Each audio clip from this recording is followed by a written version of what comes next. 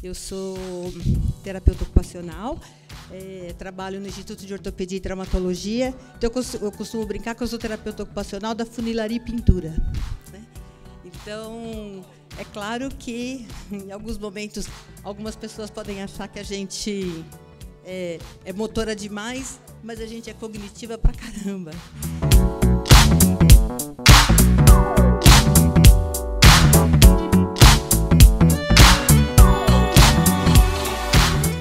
E esse trabalho de realidade virtual, uso de jogos, uso de outras tecnologias para a gente fazer abordagens terapêuticas, é impossível de acontecer sem que seja um trabalho interdisciplinar. Esse trabalho que nós estamos fazendo de uso de realidade virtual por imersão é feito com um fisioterapeuta e um terapeuta ocupacional, e temos ainda juntos um engenheiro e alguns desenvolvedores de tecnologia. Então, eu vou falar para vocês da parte da cognição, né? A parte que a gente está estudando da absorção do trabalho realizado, e o Wagner, que já está chegando, porque hoje está difícil andar na cidade, ele vai complementar com o nosso aplicativo e como a gente vem desenvolvendo essa tecnologia. Então, eu vou falar para vocês por que esses jogos e essa game terapia, ou o uso da realidade virtual nos tratamentos de reabilitação é válido. Então, a mim coube a parte de falar sobre plasticidade cerebral. Então, vamos falar um pouquinho de plasticidade cerebral, que é um assunto bem gostoso da gente conversar, porque é um assunto que está muito em voga, é uma coisa que a gente tem que mergulhar nesse conhecimento com bastante seriedade, porque não dá mais para trabalhar só no mecânico, principalmente fisioterapeutas que fazem área motora, né? E o terapeuta ocupacional que também atua nessa área. Então, o nosso cérebro, ele é modificável. E a primeira modificação dele, a primeira modificação que ele sofre é no nosso nascimento. Ou seja, quando a gente nasce, ele já tem que se especializar. Se especializar como? A gente vai tirar oxigênio de onde? Da água, do ar. Então, é o primeiro grande momento do nosso cérebro e a primeira grande modificação que ele sofre. Então, esse primeiro contato com o ambiente que vai fazer com que ele se especialize, né? Que vai configurar a forma inicial dele. E esse período de especialização, né? Ele vai aumentando e ele vai começando a coletar dados e ele vai se adaptando a essa nova realidade, a esse novo ambiente que ele está vivendo. E a gente acha também que, assim, cérebro de criança é muito plástico, mas, na verdade, o cérebro é plástico de quando a gente nasce até quando a gente morre. Então, não tem essa aqui, não tem aprendizagem e não tem modificação conforme a idade avança. Então, o cérebro velho também consegue controlar a plasticidade. Então, a plasticidade cerebral ela é bidirecional e reversível, né? Ela pode tanto sofrer mal adaptações, né? Ela pode sofrer deformações, como ela tem capacidade de receber informações e se modificar para melhor. Então, é um controle que é top-down, né? Ele é de cima para baixo, é do cérebro para os membros, e não como a gente trabalhou muito durante décadas, eu sou meio velha nessa área, né? Mas que a gente achava que a gente dava o estímulo distal e aquilo era armazenado pelo cérebro. Na verdade, não, é o contrário, né? Ele é modulado por funções de comportamento, resultados comportamentais e pela liberação de neurotransmissores. Então, plasticidade é refinamento das conexões que a gente faz o tempo todo. Então, o que é refinar? Vamos falar, em inglês a gente usa muito o termo de brain map. Então, os mapas cerebrais que a gente tem. Esses mapas cerebrais, eles sempre atendem a propósitos úteis e únicos. Ele não faz nada que para ele não tenha utilidade. Por isso que a gente vai na academia, fica lá, malha, em 2 semanas a gente perde tudo.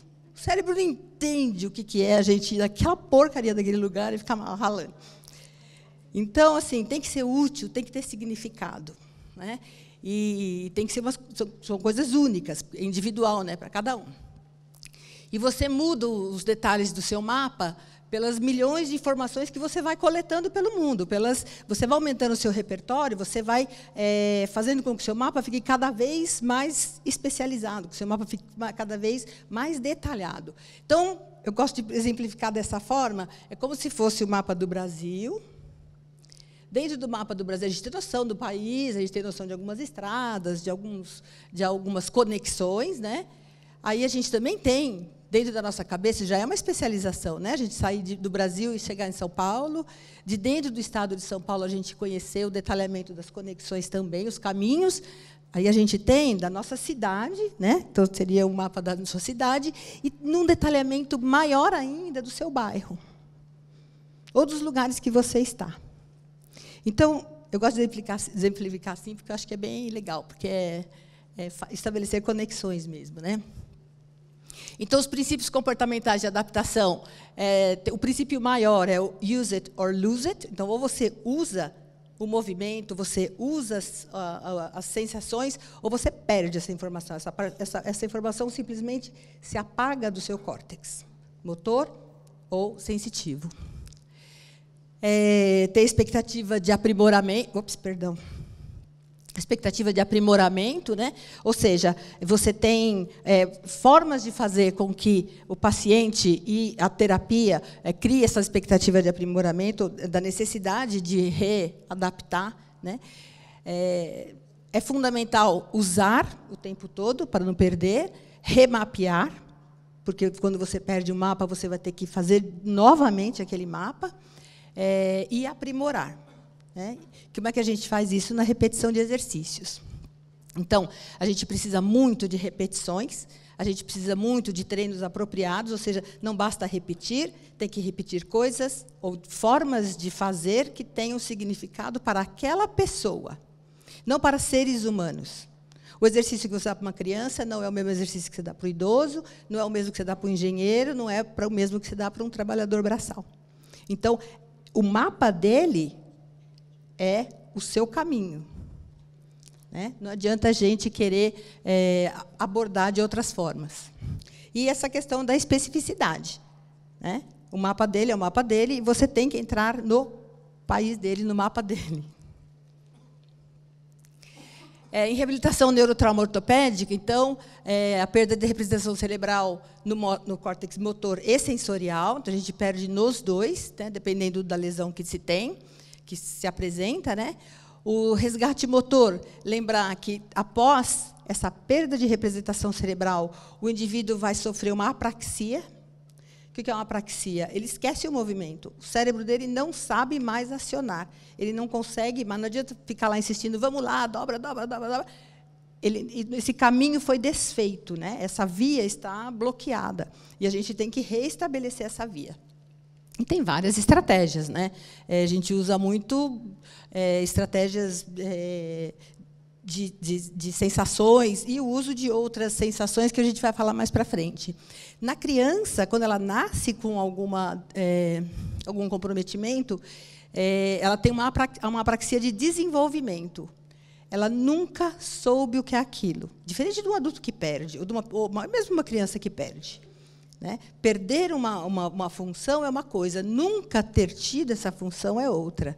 Então, a apraxia de desenvolvimento também, por nós, tem que ser muito bem estudada, porque simplesmente não existe. Não adianta a gente pedir, não a gente estimular, porque aquilo não vem, a não ser que a gente use algumas estratégias muito específicas para fazer esses novos registros, ou esse caminho do cérebro para aquela estrutura, para movê-la ou para sentir.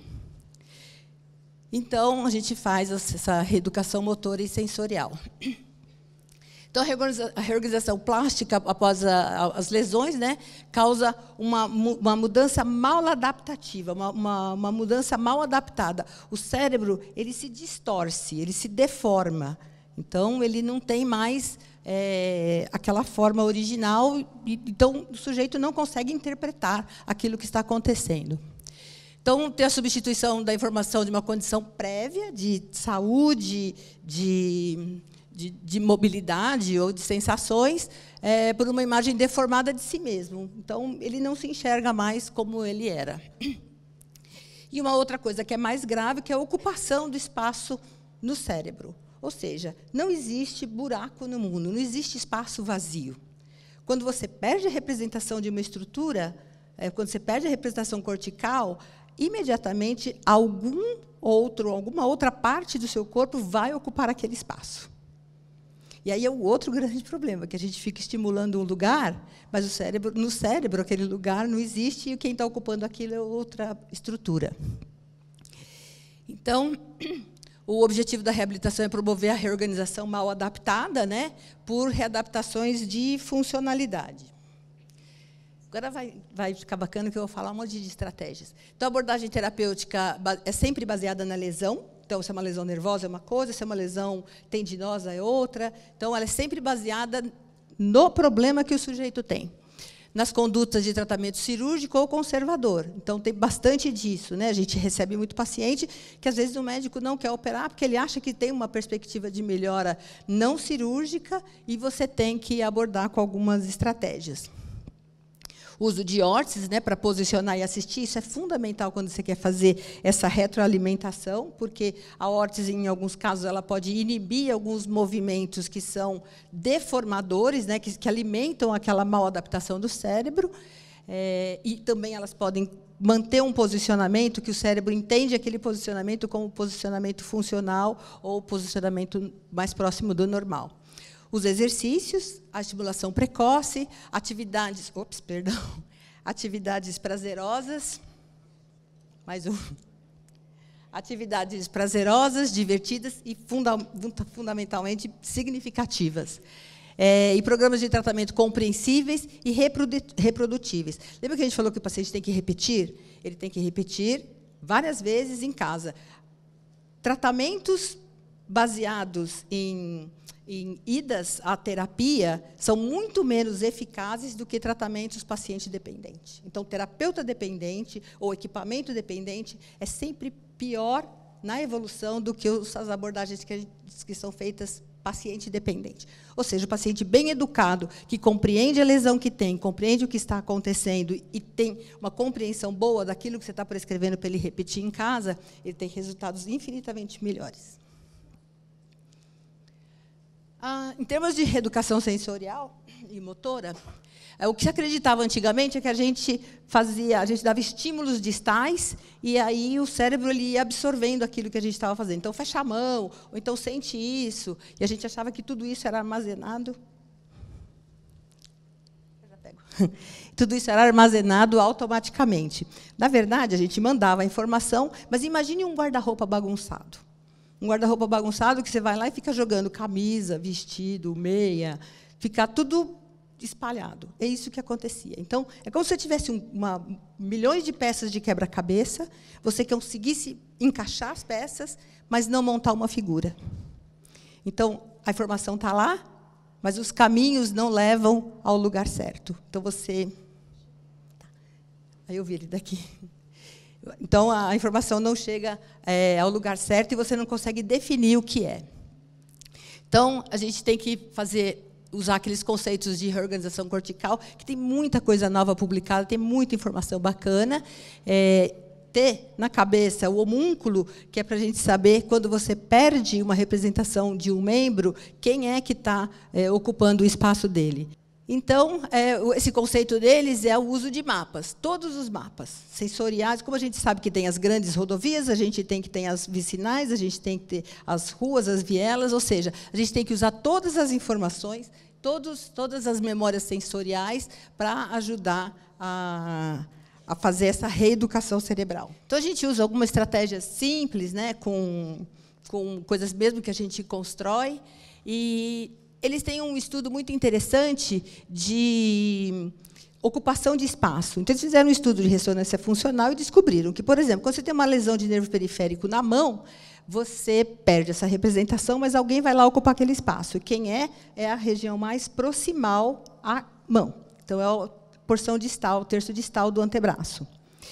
E aí, eles, por estudos de ressonância funcional, eles usaram essa pomada, que é uma pomada anestésica, e, usando essa pomada anestésica, eles criam uma lesão, por essa pomada, né? uma lesão na pele, e eles abrem um espaço no córtex, e daí eles passam a fornecer informações sensoriais e motoras. Então, é uma coisa muito interessante, muito legal. Tem um estudo comprovado de muito valor científico e que a gente usa bastante. Então, também uma coisa que, ao longo do tempo, se quem quiser se informar melhor disso, pode falar com a gente, que a gente ajuda. Uma outra estratégia que a gente usa é a terapia do espelho, né, que é a imagem motora graduada. A terapia do espelho é uma técnica de reabilitação sequencial, né, de paradigma top-down, então é sempre de cima para baixo, e que visa normalizar o processamento cortical através da imagem projetada, né. Então, o que é? Você enxergar a sua mão de uma maneira diferente. Lembra que a gente falou que tem uma mal adaptação do cérebro, do córtex, né, do cérebro? Então, a gente vai lá e usa um neurônio, que é o neurônio de espelho, que a gente vai falar dele, e a gente troca essa informação. A gente muda uma informação ruim por uma informação boa. Então, ele passa a se enxergar de uma maneira diferente. Então, esses estudos da neurociência, que agora estão bombando, né, eles perceberam as mudanças corticais por conta de dor crônica. Eles descobriram que tudo que se fazia de baixo para cima, né,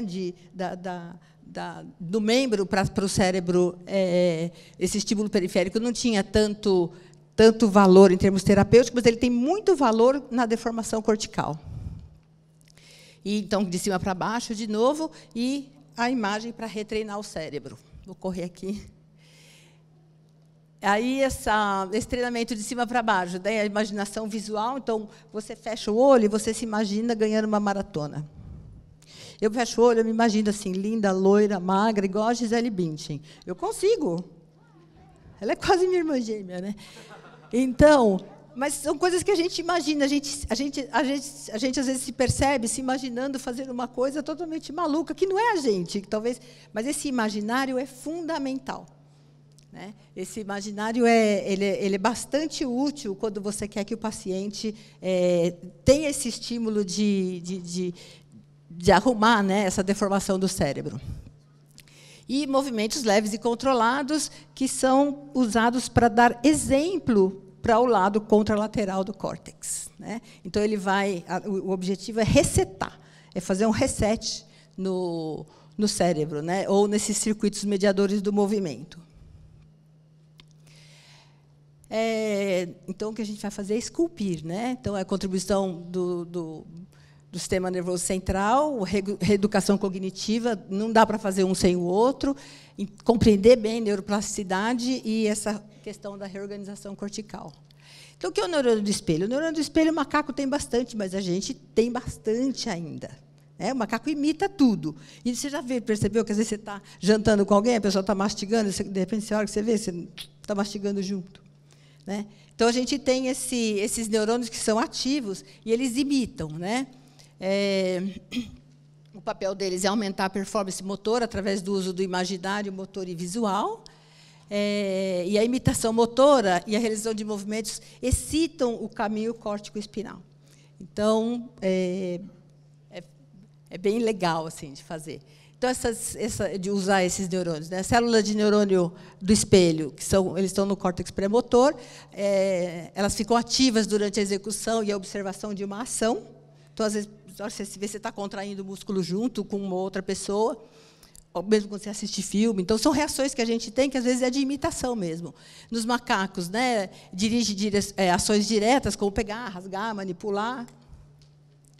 E a forma como os macacos imitam quando eles veem alguém fazendo alguma coisa. Então, essas mudanças anatômicas ou mudanças fisiológicas que ocorrem durante o desenvolvimento, regeneração e manipulação. Durante a vida, o cérebro é capaz de se reestruturar para mudar e adaptar-se, sempre, do começo ao fim da nossa vida. E aí, de novo, a imagem do homúnculo. Então, tem as áreas cerebrais normalmente dedicadas a estruturas específicas do corpo, elas começam a se sobrepor quando você tem uma lesão.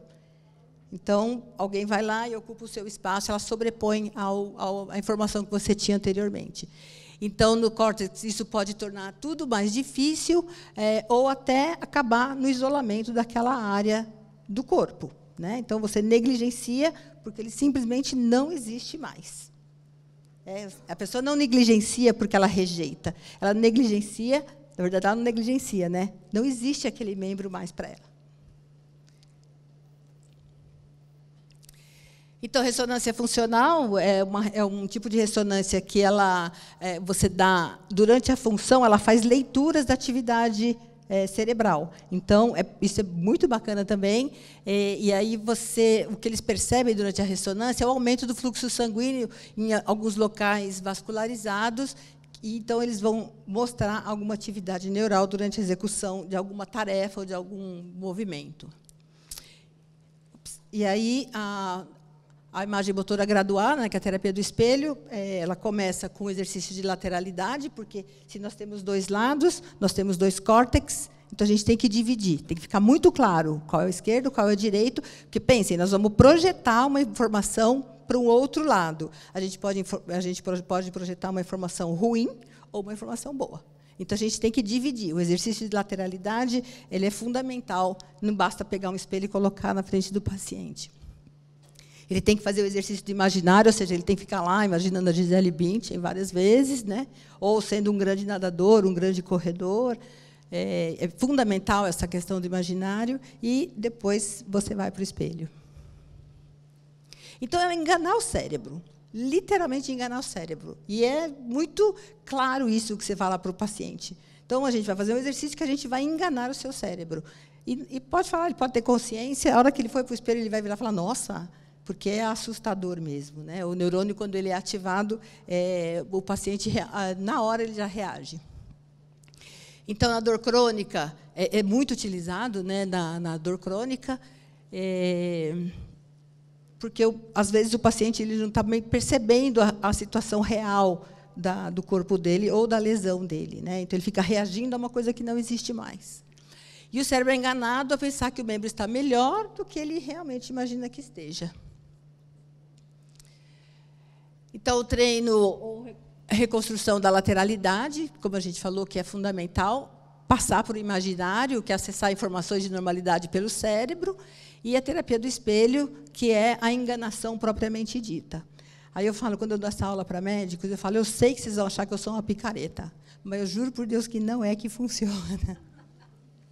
E a gente faz uns laboratórios com eles. Então, hoje, eles já têm bastante forte para eles que esse tipo de abordagem é muito interessante. Então, só para mostrar o exercício de lateralidade, como é que é a mentalização da imagem, né? Então, você pode se imaginar caindo, despencando do trampolim, você pode se imaginar dando um salto bonito e aí sendo um campeão olímpico, né?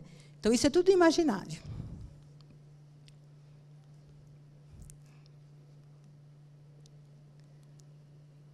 Ops, perdão. Era um filme, mas ele não roda. Então, o que se tem de evidência, né, com relação à plasticidade cerebral e treinos do cérebro é que você aumenta a área de representação da estrutura corporal no córtex, né, aumenta a mielinização, promove secreções de endorfinas. Então, são técnicas que ajudam muito. E lembrar que a gente precisa exercitar e não excitar o cérebro. Por isso que o jogo, por isso que a terapia, usando jogos ou usando coisas como a gente vai ver que Wagner vai apresentar, são interessantes, né? Que elas não excitam, elas realmente exercitam. E alimentar o cérebro com boas informações.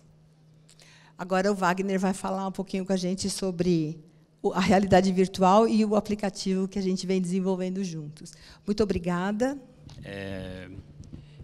Hoje eu vou demonstrar um trabalho que a gente vem desenvolvendo já há algum tempo, né? Um trabalho envolvendo tecnologias, né, em reabilitação, né, e fazendo um link, né, com o que foi falado pela Cândida sobre a neuroplasticidade, né, que a neuroplasticidade ela vem acontecendo, né, ela acontece, ela ocorre, né, durante toda a vida, né, então isso torna possível que a gente estimule, né, essas áreas que foram lesadas ou funções que foram perdidas, né, a gente consegue estimular com que elas, de forma para recuperar essas funções, né? Então, a gente pode utilizar a realidade virtual para poder dar novos estímulos cerebrais, né, de forma que esses estímulos façam novos caminhos e aí restabeleça a função do nosso paciente. Então, a tecnologia, né, de realidade virtual, com o avanço, né, tecnológico, né, a gente pode utilizar a realidade virtual e a realidade aumentada na reabilitação, né, de pacientes com lesões neurológicas, lesões ortopédicas, né, e essas tecnologias podem ajudar tanto o fisioterapeuta quanto o terapeuta ocupacional no tratamento desses pacientes.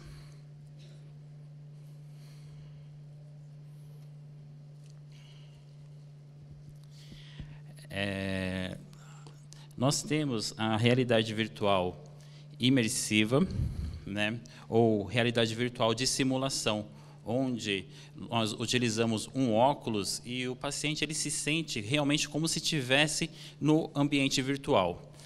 E então aqui no exemplo nós temos ali na primeira figura um cadeirante, né, ele usa um óculos virtual e ele se vê como se ele estivesse numa quadra de tênis, né, e ali ele consegue praticar todos os gestos do esporte, né. E o legal é que o game ele vai estimular esse paciente a sempre atingir o seu máximo. Na segunda figura, né, uma outra atividade em realidade virtual, né, onde a pessoa simula o dirigir, né? Então, pessoas que têm certos tipos de medos de dirigir pode experimentar em realidade virtual algumas situações que lhe trazem medo ou pânico. E dessa forma ela pode ir vivenciando isso de forma a se acostumar com com esse pânico e aí conseguir vencer o medo. Temos também a realidade aumentada, onde nós conseguimos colocar uma imagem virtual em um ambiente real, né? Então, dessa forma, a gente consegue interagir com esses objetos virtuais, né? E, ao mesmo tempo, interagir com o objeto real. Então, a gente pode fazer uma atividade em cima de uma mesa que já existe no ambiente.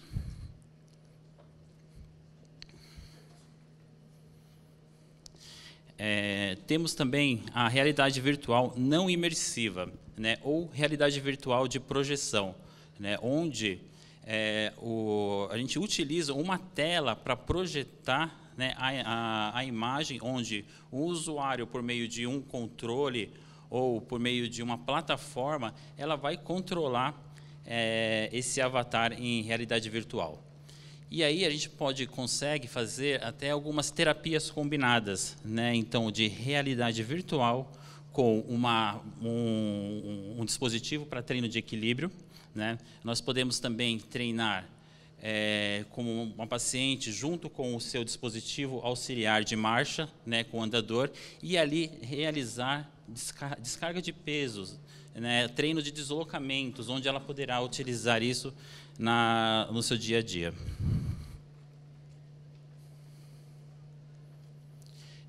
Nós temos muitas aplicações para realidade virtual, né? E hoje nós vamos falar sobre a aplicação da realidade virtual na reabilitação. O objetivo do nosso trabalho foi criar um dispositivo e aplicativos de realidade virtual e realidade aumentada de baixo custo, que seja leve e de fácil utilização pelos pacientes. A ideia é deixar as terapias o mais lúdicas e mais intuitivas possível, né, aumentando a motivação e a aderência e acelerando o processo de reabilitação de pacientes com déficits neurológicos, ortopédicos e amputados. Na primeira imagem, a gente tem um paciente amputado com uma amputação transfemoral já protetizado, onde a gente consegue utilizar a realidade, um treino de realidade virtual não imersível para fazer treino de deslocamento e descarga de peso em cima da prótese. Né? A gente pode fazer isso com exercícios, sim, mas com o tempo esses exercícios se tornam maçante para o paciente, né? E quando nós colocamos ele em uma atividade em realidade virtual, nós percebemos que ele vai além do que quando ele está fazendo o exercício no ginásio normalmente. né? Então, o exercício ele é estimulante, ele incentiva o paciente a realizar cada vez mais e superar cada vez mais os seus limites. Na segunda imagem, ali a gente tem um paciente, né, com um tutor, né, também treinando numa plataforma de equilíbrio, treinando o treino de descarga de peso e deslocamento, com seu meio auxiliar, um andador. Na terceira imagem, nós temos um treino no ciclo ergômetro de membros inferiores, utilizando a realidade virtual imersiva, né? Então, ali, ele vai ser motivado a pedalar cada vez mais, né? Conforme ele pedala, as imagens vão passando rapidamente, né? E ele vai sendo incentivado a correr mais. Ao mesmo tempo, ele recebe outros feedbacks, outros estímulos, além dos visuais, auditivos também, né? Estimulando ele a pedalar mais. Esse projeto eu estou desenvolvendo em parceria com a Cândida, né, do IoT, né, Instituto de Ortopedia e Traumatologia, com apoio da equipe de engenharia da Accenture e os engenheiros do IoT. Tudo começou quando foi me apresentado esse dispositivo, né?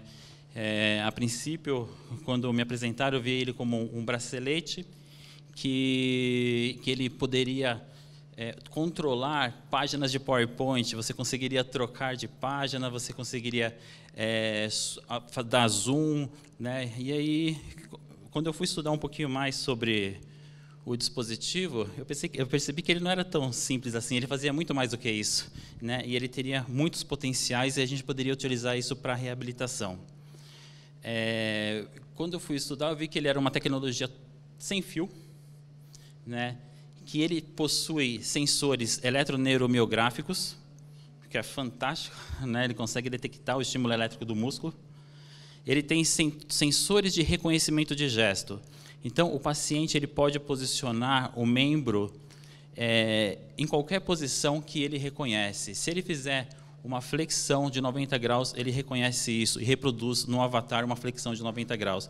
Se ele fizer uma pronação, o avatar vai responder fazendo uma pronação, né? Então, ele é muito fidedigno. E o tempo de resposta entre o movimento feito pelo paciente e o movimento realizado pelo avatar é rápido, quase que simultâneo. Além disso, ele tem o giroscópio, o acelerômetro e o orientador. Então, sabendo disso, né, eu propus à equipe de tecnologia da Accenture para ele ajudar a gente a desenvolver o ambiente virtual, né? E aí, esse foi o primeiro teste, né, onde a gente criou uma parede de cubos, né, um muro, e aí a gente tentou interagir em realidade virtual com ele. Pode rodar o vídeo, por favor? Então, quando ele vira para a direita, vira para a esquerda, ele consegue ver todo o ambiente à esquerda, à direita, né, atrás, né? Então, a gente consegue ter um ambiente em realidade virtual, onde a gente pode se mover 360 graus, né? A gente consegue pegar parte desse muro, levantar. Observe assim, a quantidade de músculo que ele está trabalhando para fazer um simples pegar um objeto e levantar e mover até outro lugar. Soltou o objeto caiu no chão. Essa foi a nossa primeira experiência, né? E aí ele colocou alguns comandos onde quando ele faz extensão dos dedos, sai uns raios, né? Então ele brincou um pouquinho. Né? Então, para mostrar assim que dá para fazer qualquer coisa. E aí, nessa fase inicial, a gente foi convidado para participar de um hackathon, né, que é uma maratona de programação, né, onde o objetivo era criar em 5 dias uma solução na área da saúde. Então, a gente teve um desafio de criar toda uma atividade em realidade virtual para reabilitação, só que num prazo curto, de 5 dias. Isso foi ótimo, que fez a gente acelerar, todo mundo se reunir e aí para tentar buscar e alcançar esse objetivo. No outro dia a gente já mudou, já fizemos uma bancada simples, com cubos de formas e cores diferentes, com alguns encaixes para você poder encaixar esses cubos no seu respectivo formato, né, no seu respectivo lugar, né? Uma atividade simples. E aí, no outro dia, a gente já criou um ambiente já em realidade virtual mais imersivo, né? A gente colocou a bancada de atividades no meio de uma floresta, né? E aí a ideia da floresta era deixar esse ambiente mais tranquilo, um ambiente mais calmo, para o paciente conseguir realizar as atividades mais tranquilamente. Enquanto ele está ali, em realidade virtual, o fone, ele tem um fone onde vai liberando o som, né? E esse som, o som da natureza, né? O vento, os passarinhos, né? Mexendo nas flores, né? E então ele consegue chegar até essa bancada e realizar suas atividades. Então aqui ele vai colocar o Oculus Rift, né? Onde ele vai ficar totalmente imerso, né? Naquele ambiente virtual. E aí, com o sensor de movimento, ele vai controlar o avatar. O avatar ali é o braço que aparece na tela. Então, a ideia inicial era fazer isso para reabilitação, né, de amputados, né, na fase pré-protetização. Então, o amputado ali, ele se vê em realidade virtual como se ele estivesse com o braço. Dessa forma, ele não perde aquela sensação de continuidade. E assim ele consegue trabalhar e treinando os exercícios de reabilitação como se ele estivesse com a prótese. E o local onde fica o sensor é o mesmo local onde vai o sensor da prótese. Então, enquanto ele vai fazendo essa reabilitação em realidade virtual, a prótese vai sendo confeccionada. Enquanto ele está executando as atividades em realidade virtual, ele recebe vários feedbacks. Quando ele encosta nos objetos, os objetos eles se movem. Então, se ele chegar muito rápido, muito forte em cima da mesa, encostar no tubo, o tubo ele vai cair e vai rolar, né? Então, e quando ele encosta no objeto, ele recebe um feedback tátil. Então, ele sente quando ele encosta no objeto. Então, como eu disse, a ideia a princípio era de utilizar, né, a realidade virtual para reabilitação de pré-protetização, né? Então, aqui, no caso, eu poderia, o sensor, eu posso colocar ele no coto e o sensor vai receber os estímulos do coto. Né? E a direção do movimento vai se dar pela elevação, né? Ou pela elevação do braço, ou pela abertura, ou quando ele abaixar o braço, ele vai reconhecendo isso e vai reproduzindo isso na tela. Então, quando ele vai fazendo treino, né, em realidade virtual, né, ele vai treinando os locais que vão ativar o sensor. Né? Dessa forma, quando estiver pronta a prótese, o sensor vai ser colocado no mesmo local, o que vai facilitar o processo de reabilitação. Só que aí, então aqui, quando a gente fez isso, a gente apresentou isso lá no Hackathon, e aí a gente ganhou o primeiro lugar, né, nesse campeonato de tecnologia. Obrigado. Então, só que a gente tinha um problema, porque o nosso objetivo principal era criar dispositivos de baixo custos, né? Porque a ideia não é a comercialização, a ideia é doar essa tecnologia para os pacientes que não têm condições de realizar, né? Para as clínicas pequenas que precisam de mais recursos para a sua reabilitação. Né? Só que aí a princípio a gente tinha computadores que tinham uma velocidade de processamento muito alta, né? Que eram caríssimos. A gente usa um Oculus Rift conectado a um computador que também é caro, né? A gente tem um sensor de movimentos, que é que também é caro, né? Então, tudo funciona muito bem, mas é tudo muito caro, né? Então, a gente precisava de uma solução, né, para tentar diminuir o custo de tudo isso, né?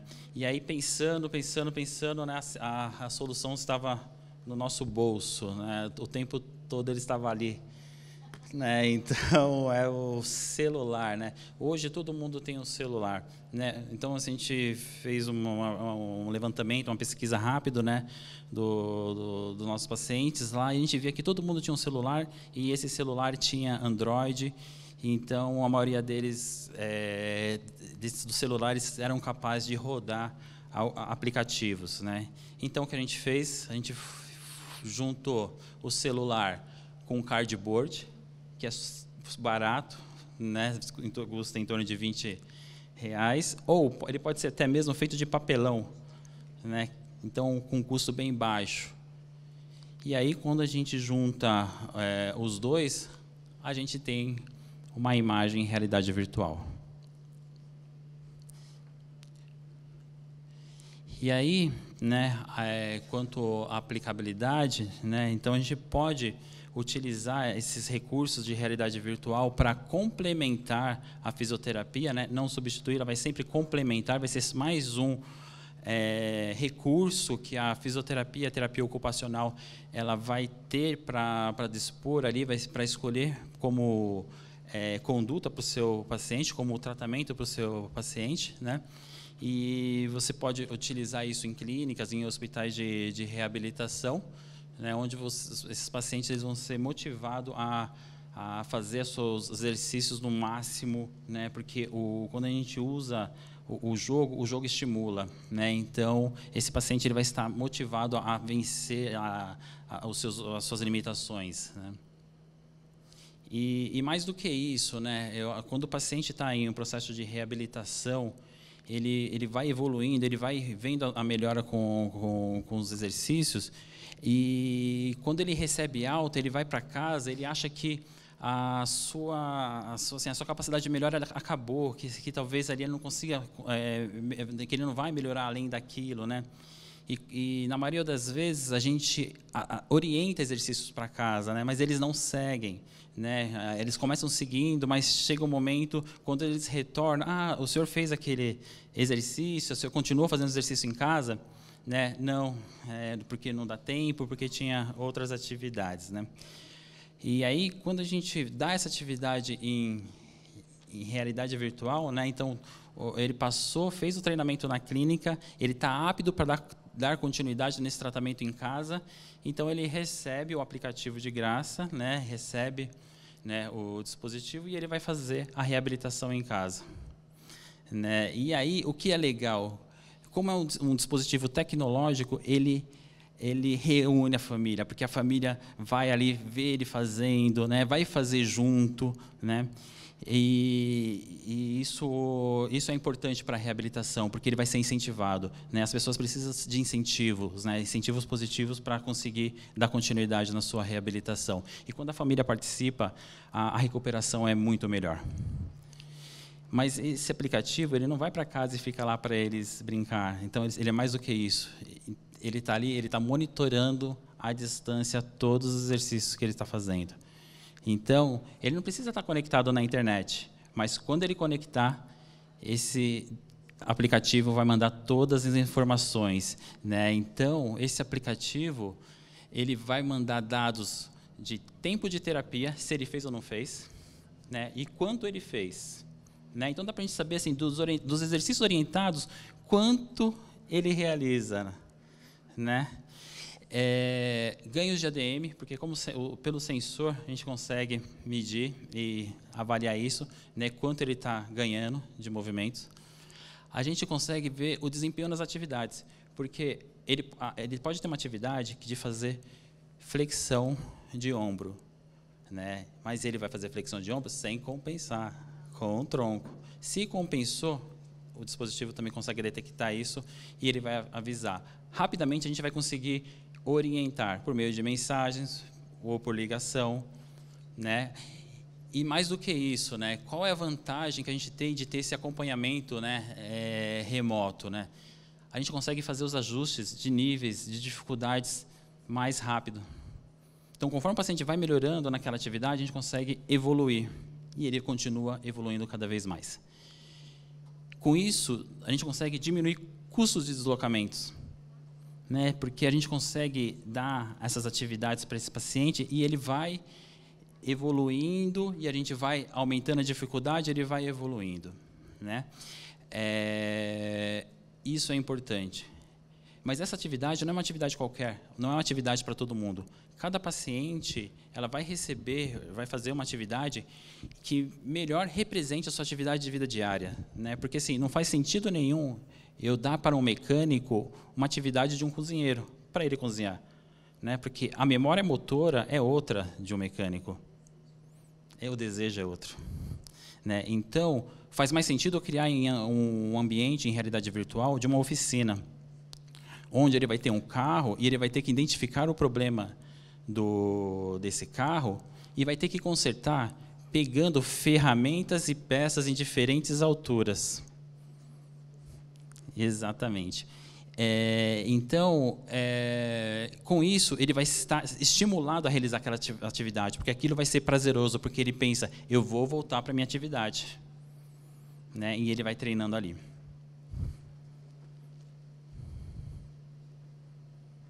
E aí, quando a gente conseguiu colocar isso no celular, funcionar, ele funcionou bem, ele rodou com a mesma rapidez, né?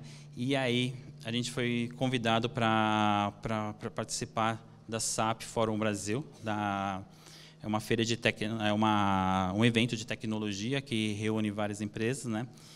Que a SAP estava organizando, né? E a gente apresentou lá a nossa tecnologia, funcionando bonitinho, né, funcionando bem.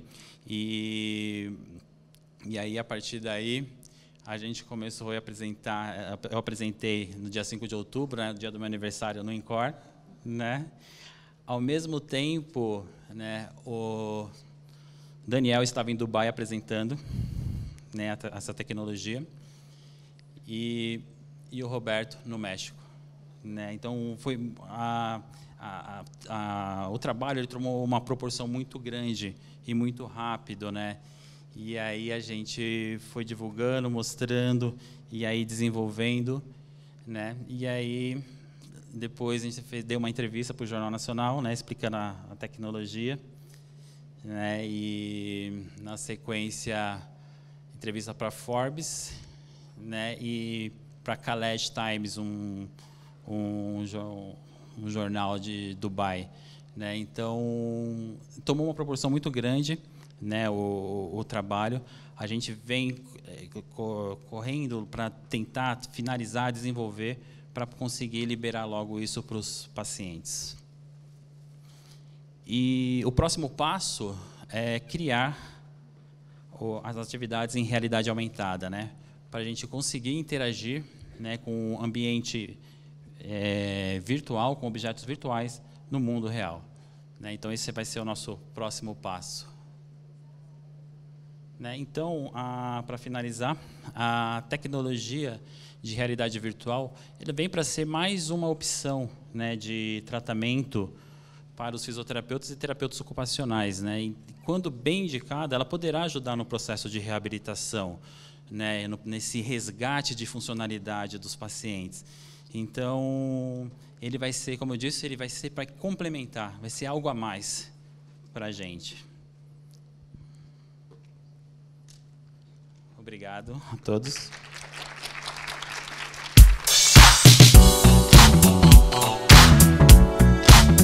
O aplicativo já tem algum nome? E eu queria parabenizar pela tua linguagem, que está dominando muito bem a linguagem biológica. E eu sei que são graças ao trabalho que vocês têm em parceria com a Cândida, sou aluna dela. E gostei muito de ver a linguagem que tu tem, uma linguagem muito própria nossa, e que tu está dominando muito bem. Parabéns. Obrigado, obrigado. Na verdade, a ideia é isso mesmo, né? Não ficar restrito, né, a uma única coisa, né? O paciente é mais do que músculo, né? A gente não vai tratar apenas a recuperação de um movimento, né?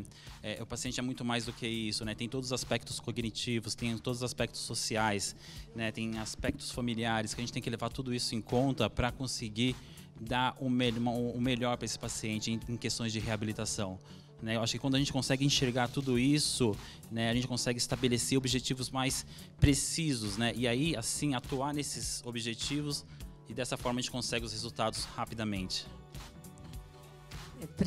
Bom dia, boa tarde. Boa tarde. Primeiramente, gostaria de parabenizar o trabalho de vocês. É maravilhoso, é fantástico. E a minha pergunta é, a gente já pode fazer download do aplicativo para os meus clientes? Em breve, falta pouco. A gente vai desenvolver ele melhor, a gente precisa colocar mais atividades, né? Então, em breve... Ótimo. Já eu vou apresentar e vocês vão ver que um dos meus papéis é aproximar a indústria da academia. Se vocês precisarem de apoio, conta comigo. Precisamos. Obrigado.